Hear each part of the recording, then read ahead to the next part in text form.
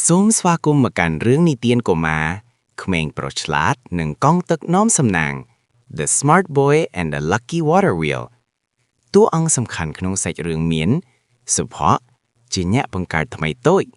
ក្មេងប្រុសដែលមានភាពវៃឆ្លាតចូលចិត្តសង្កេតនិងមានចិត្តចង់ជួយអ្នកដទៃបុប្ផាជាអ្នកជួយសង្គ្រោះក្មេងស្រីដែលមានចិត្តល្អចូលចិត្តជួយការងារបងប្រុសនិងមានភាពអត់ធ្មត់លោកតាប្រានជាអ្នកផ្ដល់ដំបូន្មានលោកតាចាស់ទុំដែលមានចំណេះដឹងច្រើនអំពីធម្មជាតិនិងបច្ចេកទេសបុរាណឈូកជាសត្វតុយល្អិតសត្វកំប្រុកតូចដ៏រហ័សរហួនដែលជាមិត្តដ៏ល្អរបស់កុមារក្នុងភូមិតោះយើងទៅស្ដាប់រឿងនិទានទាំងអស់គ្នានៅភូមិបៃតងដ៏ស្រស់បំព្រងមួយមានក្មេងប្រុសម្នាក់ឈ្មោះសុផាតដែលចូលចិត្តសង្កេតអ្វីៗជុំវិញខ្លួនយ៉ាងខ្លាំងជារៀងរាល់ព្រឹកគេតែងតែដើរលេងក្នុងភូមិជាមួយសត្វកំប្រុកឈូកដែលជាមិត្តសម្លាញ់មិនដែលឃ្លាតពីគ្នាឡើយពួកគេរស់នៅដោយក្តីសុខក្នុងធម្មជាតិដ៏ស្រស់ស្អាតជាមួយអ្នកភូមិដ៏រួសរាយរាក់ទាក់និងមានចិត្តមេត្តាចំពោះគ្នាទៅវិញទៅមកប៉ុន្តែឆ្នាំនេះអាកាសធាតុក្តៅខ្លាំងខុសពីធម្មតាហើយមេឃមិនបង្អោរភ្លៀងទាល់តែសោះអស់រយៈពេលជាច្រើនខែមកហើយទឹកគ្នាភ្លុងស្រែចាប់ផ្ដើមរៀងស្ងួតប្រេះដី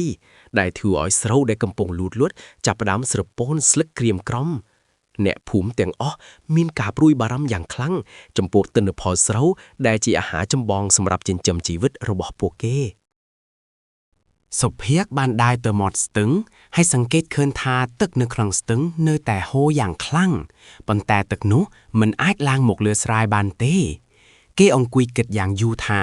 តើធ្វើដូចម្ដេចទើបអាចនាំទឹកពីស្ទឹងដែលនៅទាបឲ្យហូរឡើងមកលើដីស្រែដែលនៅខ្ពស់បានឈូកជាសត្វកំប្រុកបានលោតចុះឡើងហាក់ដូចជាចង់លើកទឹកចិត្តដល់សុភ័ក្រឲ្យរកវិធីសាស្ត្រថ្មីដោយមិនបង្អង់យូរសុភ័ក្រក៏បានទៅសួរសុខទុក្ខលោកតាប្រាជ្ញដែលជាមនុស្សចាស់ដែលមានចំណេះដឹងខ្ពង់ខ្ពស់ក្នុងភូមិលោកតាបានញញឹមហើយប្រាប់ទៅក្មេងប្រុសថាកម្លាំងទឹកគឺជាថាមពលដ៏អស្ចារ្យប្រសិនបើចេះប្រើវាឲ្យត្រូវតាមបច្ចេកទេសលោកតាបានបង្ហាញរូបភាពចាស់អំពីកង់ទឹកឈើដែលមនុស្សសម័យមុនធ្លាប់ប្រើប្រាស់ដើម្បីនាំទឹកចូលស្រែសុភ័ក្រមានចិត្តរំភើបយ៉ាងខ្លាំងហើយចាប់ផ្ដើមគូររូបប្លង់កង់ទឹកនៅលើដីខ្សាច់យ៉ាងផ្ចិតផ្ចង់បំផុតគេបានគណនាពីទំហំកង់និងចំនួនបំពង់រស័យដែលត្រូវយកមកចងជាប់ច្បារដើម្បីដងទឹកពីស្ទឹងឡើងមកលើបុប្ផាជាប្អូនស្រីបានមកជួយលើកទឹកចិត្តនិងជួយរៀបចំសម្ភារៈសម្រាប់គូប្លង់ឲ្យកាន់តែច្បាស់លាស់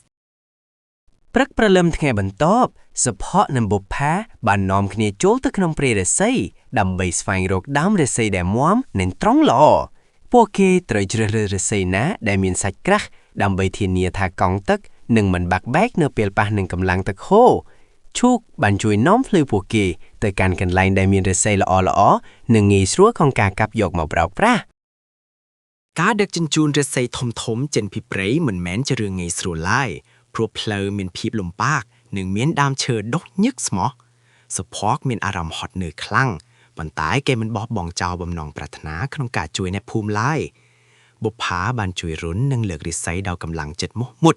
ទោះបីជាដៃរបស់នាងត្រូវមុតនឹងបន្លាយក៏ដោយក្នុងពេលដែលកំពុងសម្រាកសត្វកំប្រុកឈូកបានប្រទះឃើញវលេមួយយ៉ាងដែលមានភាពស្វិតនិងរឹងមាំខ្លាំងសម្រាប់យកមកចងឫស្សីនេះគឺជាជំនួយដ៏អស្ចារ្យព្រោះពួកគេមិនចាំបាច់ប្រើដែកគោលដែលពិបាករកនៅក្នុងភូមិដាច់ស្រយាលនេះឡើយសុផាតបានសរសើរឈូកយ៉ាងខ្លាំងដែលបានជួយរកឃើញវត្ថុធាតុដើមពីធម្មជាតិដ៏មានតម្លៃនេះត្រឡប់មកដល់ផ្ទះវិញពួកគេចាប់ដើមវាស់វែងនិងកាត់ឫស្សីជាកង់តាមប្លង់ដែលបានគ្រោងទុកយ៉ាងយកចិត្តទុកដាក់បុប្ផាជួយសម្អាតថ្នាំងឫស្សីនិងខាត់ឲ្យរលោងដើម្បីកុំឲ្យមុតដៃនៅពេលដំឡើងកង់ទឹកនោះពួកគេធ្វើការងារដោយភាពរីករាយនិងមានក្តីសង្ឃឹមថាអ្វីៗនឹងទទួលបានជោគជ័យដោយបំណងនៅពេលល្ងាចការសាកល្បងលើកដំបូងបានមកដល់ប៉ុន្តែកង់ទឹកដែលពួកគេធ្វើបានត្រឹមតែវិលតិចហើយក៏ឈប់ទៅវិញទឹកមិនអាចហូរឡើងមកដល់លើបានទេព្រោះបំពង់ឫស្សីមានទម្ងន់ធ្ងន់ពេកធ្វើឲ្យកង់មិនអាចវិលបានពេញជុំសុភ័ក្រមានអារម្មណ៍បាក់ទឹកចិត្តបន្តិចប៉ុន្តែគេដឹងថាការបរាជ័យគឺជាមេរៀនឆ្ពោះទៅរកភាពជោគជ័យ យប់នោះសុភ័ក្រមិនទាន់ចូលគេងទេកែអង្គុយពិនិត្យមើលប្លង់ឡើងវិញនិងពិភាក្សាជាមួយលោកតាប្រាជ្ញអំពីបញ្ហាតុល្យភាពលោកតាបានប្រាប់ថាត្រូវរៀបចំបំពង់ទឹកឲ្យមានចម្ងាយស្មើគ្នានិងមានមុំត្រឹមត្រូវដើម្បីឲ្យកម្លាំងទឹកជួយរុញបានល្អសុភ័ក្របានយល់ច្បាស់ហើយត្រៀមខ្លួនកែសម្រួលកង់ទឹកនៅថ្ងៃស្អែកដោយភាពជឿជាក់ថ្ងៃថ្មីចាប់ផ្ដើមសុភ័ក្របានធ្វើការកែសម្រួលទីតាំងបំពង់ឫស្សីនិងបន្ថែមស្លាបរុញទឹកឲ្យមានទំហំធំជាងមុនបន្តិចបុប្ផាជួយចងវឡៃឲ្យកាន់តែតឹងនិងរឹងមាំជាងមុនដើម្បីកុំឲ្យមានការរង្គើនៅពេលកង់វិលក្នុងល្បឿនលឿនឈូកបានរត់ចុះឡើងដើម្បីពិនិត្យមើលភាពរឹងមាំនៃជើងទម្រកង់ទឹកនៅក្បែរមាត់ស្ទឹងយ៉ាងសកម្មការសាក់លបងលើកទី2បានចាប់ផ្ដើមឡើងក្រោមការតាមដានយ៉ាងអន្ទះសារពីសំណាក់កុមារទាំង2នាក់និងសត្វកំប្រុកកង់ទឹកចាប់ផ្ដើមវាលយឺតៗតាមកម្លាំងទឹកហូរប៉ុន្តែវានៅតែមិនទាន់អាចនាំទឹកឡើងមកដល់កម្ពស់ខ្ពស់បំផុតបានឡើយសុផតបានដឹងថាគេទាំងការស្លាបរុញផៅផ្លិនទៀតដើម្បីទាញយកធម្មពលទឹកឲ្យបានច្រើនបំផុតតាមដែលធ្វើទៅបានពួកគេបានចំណាយពេលពេញមួយរសៀលដើម្បីធ្វើបឹមស្លាបរុញទឹកធ្វើពីបន្ទះឫស្សីស្ដាងដែលរៀបចំយ៉ាងមានសណ្ដាប់ធ្នាប់ភាពអត់ធ្មត់និងការមិនបោះបង់របស់ពួកគេបានធ្វើឲ្យកង់ទឹកចាប់ផ្ដើមមានរូបរាងកាន់តែល្អប្រសើរនិងរឹងមាំសូម្បីតែអ្នកភូមិមួយចំនួនដែលដើរកាត់នោះក៏ចាប់ផ្ដើមចាប់អារម្មណ៍និងផ្ដោតកម្លាំងចិត្តដល់ពួកគេផងដែរនៅព្រឹកថ្ងៃបន្ទាប់មនុស្សម្នាក់ក្នុងភូមិចាប់ផ្ដើមមកចោមរមើលការដំឡើងកង់ទឹកដ៏ធំនៅក្បែរមាត់ស្ទឹងនោះម្នាក់មានភាពងឿងឆ្ងល់ថាតើកង់ឈើដ៏សាមញ្ញនេះអាចជួយសង្គ្រោះស្រូវដែលកំពុងក្រៀមក្រំបានពិតមែនឬយ៉ាងណាសុភ័ក្រមានអារម្មណ៍ភ័យផងនិងសប្បាយចិត្តផងដែលបានឃើញអ្នកភូមិយកចិត្តទុកដាក់ចំពោះការងាររបស់គេរំពេចនោះនៅពេលដែលសុភ័ក្រដកឈើទប់ចេញកង់ទឹកក៏ចាប់ផ្ដើមវិលយ៉ាងលឿនតាមកម្លាំងទឹកហូរនៃស្ទឹងដ៏ខ្លាំងក្លាបំពង់ឫស្សីនីមួយៗបានដងទឹកយ៉ាងពេញព្រៀបហើយនាំយកទៅចាក់ចូលក្នុងចង្អូរដែលទាត់ឆ្ពោះទៅកាន់វាលស្រែយ៉ាងអស្ចារ្យសំឡេងទឹកហូរធ្លាក់ចុះមកបានធ្វើឲ្យគ្រប់គ្នាស្រែកហូដោយភាពរីករាយនិងរំភើបជាទីបំផុត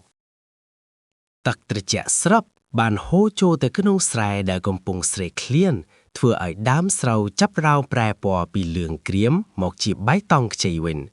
អ្នកភូមិទាំងអស់បានអបអរសាទរចំពោះភាពឆ្លាតវៃនិងការខិតខំប្រឹងប្រែងរបស់សុផតអូផានិងមុតសម្លាញ់ឈូកគ្រួសារនីមួយៗចាប់ផ្ដើមមានសង្ឃឹមឡើងវិញថាពួកគេនឹងមិនដាច់ស្បៀងអាហារក្នុងឆ្នាំនេះឡើយសុភ័ក្រមិនត្រឹមតែបង្កើតកង់ទឹកបានជោគជ័យប៉ុណ្ណោះទេប៉ុន្តែគេថែមទាំងបានបង្រៀនក្មេងៗដទៃទៀតឲ្យចេះធ្វើវាផងដែរ